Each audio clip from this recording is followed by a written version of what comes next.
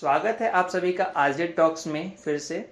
आज एक विश्व प्रसिद्ध टॉपिक है जिसके बारे में हम लोग अभी बात करने वाले हैं और हमारे साथ उपस्थित है अक्षत शर्मा, जिनके साथ हम कुछ बातें शेयर करेंगे और आप अपनी राय इस पर दे सकते हैं। तो आइए मिलते हैं अक्षत शर्मा जी से। धन्यवाद रौनक। स्वागत है आपका इस शो पे, आरजे टॉक्स पे। धन्यवाद। आज हम बात करने वाले हैं एक बहुत ही चर्चित विषय पर, जो कि है धर्म क्या है। आपका मैं राय जानना चाहता हूँ कि धर्म क्या है। थैंक यू रौनक। मैं अक्षत शर्मा प्रोफेशन से एक शिक्षक हूँ और मैं भी अपनी पढ़ाई बीएससी अध्ययनरत हूँ। मैं आपके आरजे टॉक्स चैनल का तहे दिल से धन्यवाद करता हूँ कि आपने इस विषय पर मुझे आमंत्रित किया। धर्म क्या है रौनक, इस बात को बताने के लिए मैं 3-4 बातों में इसको स्पष्ट करना चाहूंगा। महाभारत में जब हम जाते हैं तो लिखा है धार्यति धरती वा लोका इति धर्म। इसका अर्थ है धारण करने योग्य बातें ही धर्म है। वह धर्म नहीं है जिससे किसी की निंदा की जा सके, वह धर्म नहीं है जिससे किसी का उपहास किया जा सके, या किसी धर्म के प्रति सम्मान ना करना भी धर्म नहीं है। और मैं अगर आगे आऊं तो हमको पता चलता है कि गीता में ही लिखा है यदा यदा ही धर्मस्य ग्लानिर्भवति भारत अभ्युत्थानम् अधर्मस्य तदात्मानं सृजाम्यहम्। यहाँ पर धर्म का अर्थ कर्तव्यों से, जैसे कि चोरी ना करना, सत्य बोलना, दूसरे धर्म का सम्मान करना, धैर्य धारण करना, विद्या का अध्ययन करना, समाज को अच्छे मार्ग पर ले जाना। जब जब इस चीज की कमी संसार में होने लगती है तब तब स्वयं प्रभु यहाँ आने लगते हैं। ये तो महाभारत कहता है और गीता कहती है। उसके बाद अगर हम आए रामचरितमानस, जो कि श्लोक से लोक में आया है। पूरे गांव बस्तियों में रामचरितमानस का अधिकांशतः पाठ होता है। हाँ, भी जी। और गांव गांव में नवधा रामायण आदि का चालन है। तो लोग रामायण तो पढ़ते हैं, रामचरितमानस तो पढ़ते हैं, पर वे यह नहीं जानते कि रामचरितमानस में लिखा है पर हित सरिस धर्म नहीं भाई, पर पीड़ाशम नहीं अधमाई। दूसरों का हित करना है, यही एक धर्म है। यहाँ भी कर्तव्य की बात आई और इसी में लिखा है धर्म न दूसर सत्य समाना। सत्य के समान कोई दूसरा धर्म नहीं। धर्म की बात करें तो कर्तव्य की ही बात आती है। हाँ। और यदि हम आगे चलें, महात्मा गांधी जी का कथन है धर्म विहीन राजनीति मृत देह के समान है। जो व्यक्ति कर्तव्य से हीन है, यदि वो राजनेता है और अपने कर्तव्य से पीछे हट रहा है, तो वह एक मृत देह के समान है। ऐसे कई बिंदुओं पर हम धर्म को समझ सकते हैं। कहीं पर धर्म की परिभाषा कट्टरता नहीं। धर्म मित्रता सिखाता है, धर्म एक दूसरे के प्रेम को बढ़ाना सिखाता है। थैंक यू, धन्यवाद। तो अक्षत, ये तो हो गई धर्म की बातें। और जैसा कि आजकल हम लोग देख रहे हैं धर्म पर जो लड़ाइयाँ हो रही हैं, तो उस पर आपके क्या विचार हैं? धर्म के लड़ाइयों पर जो लड़ाइयाँ हो रही हैं उन पर। रौनक, धर्म पर लड़ना उचित नहीं है। सब धर्म अपने जगह श्रेष्ठ है। कोई धर्म किसी से लड़ना नहीं सिखाता। पर आज हमारा समाज एक ऐसे चौराहे पर आकर के खड़ा है जिस पर वह चाहे तो एक सुमार्ग को चुने और एक कुमार्ग। जैसे वह सुमार्ग को चुनता है तो उसका विकास निश्चित है, परंतु यदि कुमार्ग को वह चुन ले तो हमारे पूरे समाज का ही विनाश निश्चित है। क और न का अंतर खारी है यहाँ बातें, विकास और विनाश। अच्छा, हाँ। सुमार्ग और कुमार्ग। तो हमें ये चीज देखना चाहिए और दूसरे की धर्म को आदर से अपनाना चाहिए। अपनाए ना, पर उसका सम्मान करें। धार्मिक परिवर्तन उचित नहीं है। अपने धर्म में रहकर अपने धर्म के नियमों का पालन करते हुए धर्म को आगे बढ़ाते जाएं, न कि दूसरे धर्म पे आरोप प्रत्यारोप करें। और धार्मिक उन्माद कई जगहों पर चलता जा रहा है। हाँ। लोग धर्म पर लड़ रहे हैं। अगर वे यह नहीं सोचते कि हम अपना काम करें तो धर्म श्रेष्ठता को प्राप्त करेगा। और धार्मिक परिवर्तन इतना हो चुका है रौनक, हमारे लोरमी के ही क्षेत्रों में कई जगह, जो उचित नहीं है। तो मैं ऐसा चाहूंगा कि लोग अपने धर्म के नियमों का पालन करें, अपने धर्म पर विश्वास रखें, पर दूसरे धर्म का अपमान भी ना करें। तो अच्छा, ये तो हो गई धर्म पर लड़ाई की बात। ठीक है, मतलब लड़ाइयाँ तो होती है धर्मों पे, धर्म परिवर्तन के, मतलब उसमें सब सारी बातें होती रहती हैं। तो इसका कोई समाधान, एक छोटा सा समाधान अगर कुछ हो तो बिल्कुल। उस पे। धार्मिक समाधान अपने धर्मों में ही है। अच्छा। रौनक, मैं हमारे देखने वाले व्यूअर्स से पूछूं कि हमारे मौलिक अधिकार कितने हैं, तो शायद 100 में से 90 लोग या 99 लोग ये बता देंगे कि हमारे संविधान में हमको 6 मौलिक अधिकार मिले। पर उन्हीं से मैं यदि पूछूं कि कितने कर्तव्य मिले तो उनमें से एक भी शायद हो जो बता सके कि हमको कितने कर्तव्य मिले। तो हर जगह यह है रौनक कि हम अपने अधिकार की बात तो जानते हैं। यदि एक बच्चा अपने विद्यालय में जाता है और शिक्षक कहीं नंबर काटता है तो वहां वो बिल्कुल कहता है कि सर आपने यहाँ 2 नंबर नहीं दिया, क्योंकि वहां वो अधिकार की बात है। पर यदि वही उनके शिक्षक उनसे कह दे कि बेटा आपका कर्तव्य क्या था, आपका कर्तव्य था पढ़ना, आप नहीं पढ़े इसलिए अंक कटा, वैसी हर जगह ये बात लागू होती है कि हम अपने अधिकार की तो बात करते हैं कि हमको धर्म की स्वतंत्रता चाहिए, हमको बोलने की स्वतंत्रता चाहिए, ये अधिकार हुआ, पर हम कर्तव्य ये नहीं जानते कि हमको दूसरे धर्म का सम्मान भी करना चाहिए। अगर इस बात को माने और अपने धर्म की किताबों को पढ़ें, ना कि सिर्फ दूसरों की बातों में आकर के उस बात पर विवाद खड़ा करें, अपने धर्म के बातों को पढ़ें, ग्रंथों को पढ़ें। यदि कोई मुस्लिम धर्म का भाई है तो वो अपने कुरान को पढ़े, हिंदू धर्म का भाई है तो वो रामचरितमानस, गीता, वेद आदि का अध्ययन करे, क्रिश्चियन धर्म का भाई है तो अपनी बाइबिल को पढ़े, और यदि वही सिख धर्म का भाई है तो वो हिंदू धर्म के किताबों और गुरु ग्रंथ साहिब को भी पढ़े। तो निश्चित रूप से वह धर्म अच्छे मार्गों पर हमें प्रशस्त करेगी। बिल्कुल बिल्कुल। बहुत ही एक छोटी सी चर्चा के लिए हमने अक्षत को बुलाया था, लेकिन यहाँ जो उनका व्याख्यान है, धर्म का अर्थ जो निकाला है वो सोचने पे मजबूर कर देगा आप सभी को।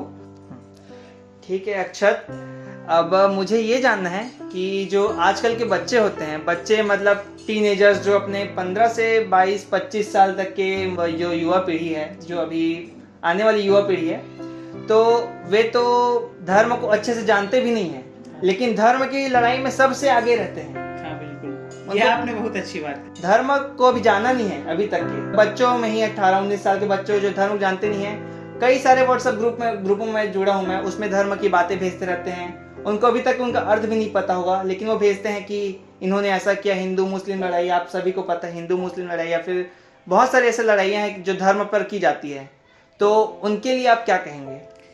रौनक, आपका सवाल बहुत अच्छा है। इस बात पर विशेष चर्चा के लिए एक दिन हम और बैठेंगे। पर कुछ बिंदुओं पर मैं इसको आपको बताना चाहूंगा। आपने कहा बच्चों के संस्कार माँ बाप के संस्कार होते हैं। बच्चे, मैं बोलूं तो उचित नहीं होगा, पर अन्य धर्म के लोग अपने बच्चों को शुरू से, मुस्लिम भाई लोग हैं, उनके बच्चे नमाज अदा करते हैं। बाइबिल हर क्रिश्चियन बच्चों के हाथ में होती है। यदि घर में 5 सदस्य हैं तो 6 बाइबिल होगी। जरूरी नहीं है कि 5 ही हो, एक ज्यादा ही होती है। पर आप देखें, कई हिंदू घर ऐसे हैं जिसमें ना रामचरितमानस है, ना गीता है, ना महाभारत है, ना रामायण है। तो इसका सबसे पहला संस्कार तो घर से पड़ता है हमें, और इसको हमें सोचना चाहिए कि हम अपने बच्चों को किस मार्ग पर ले जा रहे हैं। मध्य प्रदेश सरकार ने, मैंने सुना है, अब ये व्हाट्सएप यूनिवर्सिटी का ज्ञान हो सकता है, पर मैंने ऐसे पढ़ा है कि शायद मध्य प्रदेश सरकार ने अपने एक विषय में हिंदू धर्म की चीजों को जोड़ा है, राम लखन की बातों को जोड़ा है, कृष्ण सुदामा आदि प्रसंगों को जोड़ा है। तो ये एक अच्छा उपाय हो सकता है कि जिससे लोग अपने धर्म के प्रति रुझान अच्छा व्यक्त करें और जागरूक होकर के उनके कर्तव्यों को समझते हुए दूसरे धर्म का अपमान न करते हुए आगे बढ़ते रहें। तो अक्षत, आपका ज्यादा समय नहीं लेते हुए छोटी सी बात धर्म पर और बताइए। थैंक यू रौनक, मैं आपको एक कविता सुनाना चाहूंगा। एक राइटर है, मैं उनका नाम बताता हूँ आपको, अश्विनी कुमार सिंह जी, जो कि अकाउंटेंट ऑफिसर है।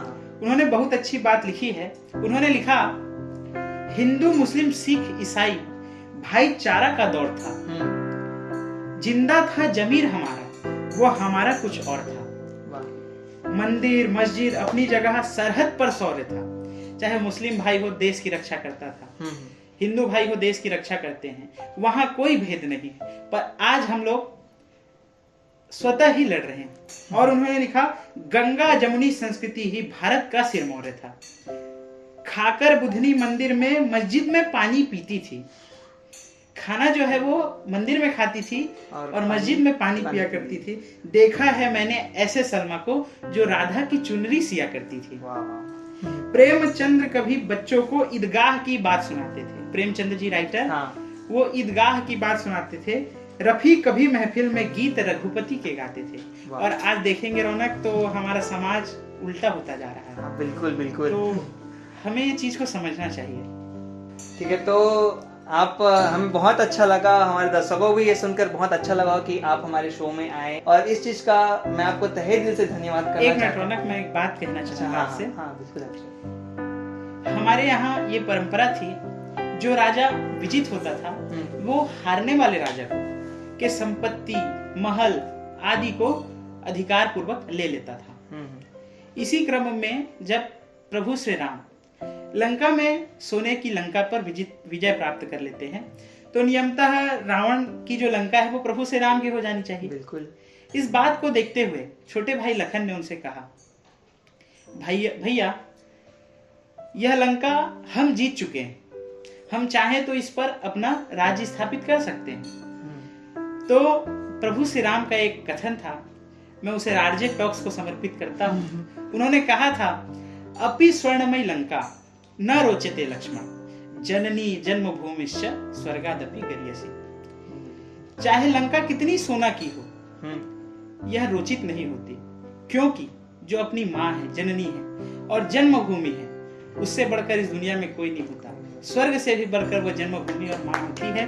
तो मैं आरजे टॉक्स को ये बात समर्पित इसलिए करता हूँ कि उसने अपने लोरमी क्षेत्र की प्रतिभा को आगे बढ़ाने के लिए कुछ कदम उठाया है। स्वदेश से स्वाभिमान और स्वभाषा से स्वाभिमान सब व्यक्ति को होना चाहिए। उसी प्रकार स्व स्थान से स्वाभिमान की ये भावना रखने वाला आरजे टॉक निश्चित ही उच्चतम सीमा को प्राप्त करेगा। ऐसी भावना के साथ आप सभी को सादर जय सिया राम। बहुत बहुत धन्यवाद अक्षर, आपने छोटी सी शुरुआत हमने की है, एक आरजे टॉक्स का शो चालू किया है, जिसमें हमने प्रतिभाशाली लोगों को बुलाकर उनका छोटा सा इंटरव्यू लेते हैं। छोटे मोटे क्वेश्चन आंसर्स होते हैं इसमें। और आपका बहुत बहुत धन्यवाद अक्षर शर्मा जी। तो जाने से पहले अक्षर, मैंने सुना है कि आप मानस के बहुत ही जानकार हैं और आप कुछ रचनाएं स्वयं लिखते हैं, खुद रचना लिखते हैं अपनी। तो एक छोटी सी रचना जाने से पहले एक। बिल्कुल रौनक, पर मानस तो अथाह है। हाँ। मैं एक गिलहरी की तरह हूँ जो पानी से रेत को ले जा करके सेतु में अपना सहयोग देती है। मैंने भी उसी तरह रामचरितमानस को जानने का प्रयास किया है। और आपने कही कविता, तो मैं कविता बिल्कुल सुनाऊंगा। आज का जो दौर है जिसमें माँ बाप वृद्धाश्रम में रहने लगे हैं और बच्चों को उनकी परवाह नहीं है, इस बात को जब मैंने सुना तो दिल बहुत आहत हुआ। तो मैंने एक रचना की, अगर समझ सको तो अच्छा है। जरा अर्थ होता है, जरा शब्द का अर्थ होता है बुढ़ापा। उस पर मैंने एक रचना लिखी है, बुढ़ापा के ऊपर। हाँ। जरा व्याधि कहूं इसको, इस बुढ़ापा को मैं बीमारी कहता हूँ। जरा खुशियां भी कहता हूँ और इसी बुढ़ापा को मैं खुशियां भी कहता हूँ। तो मैं बुढ़ापा को खुशी कब कहता हूँ और इसी बुढ़ापा को मैं बीमारी कब कहता हूँ? तो पहले पद में मैं इसे बीमारी कहूंगा। जरा व्याधि कहूं इसको, जरा खुशियां भी कहता हूँ। जरा अवस्था में जो पालक चौकीदार रहते हैं, उनके पाल्य को तो मैं सदा धिक्कार लिखता हूँ। जरा अवस्था में जो पालक मुकम्मल सेठ रहते हैं, उनके पाल्य को तो मैं सदा धनवान लिखता हूँ। आज की ये वर्तमान परिस्थिति में जो बुढ़ापा में का शरीर है उसमें आप देखेंगे तो घर से जब आप अंदर प्रवेश करेंगे तो जो घर का बूढ़ा व्यक्ति है वो गेट में एक चौकीदार की तरह बैठे रहता है। तो पहले पद में मैंने वही कहा है कि जो चौकीदार की तरह जिनके पिता रहते हैं उनके बच्चों को मैं धिक्कार लिखता हूँ, और जो मुकम्मल सेठ रहते हैं घर में उनकी पूछ परख रहती है, वैसे व्यक्ति को मैं उस पाल्य को मैं धनवान लिखता हूँ। बहुत ही सुंदर कविता के साथ ही हम आज का एपिसोड यहाँ पे समाप्त करते हैं, और मैं एक बार फिर से धन्यवाद करता हूँ अक्षर शर्मा जी को, अपना कीमती समय निकाल कर हमें इस छोटे से शो को एक बड़ा रूप दिया है। ठीक है अक्षर, धन्यवाद आपका।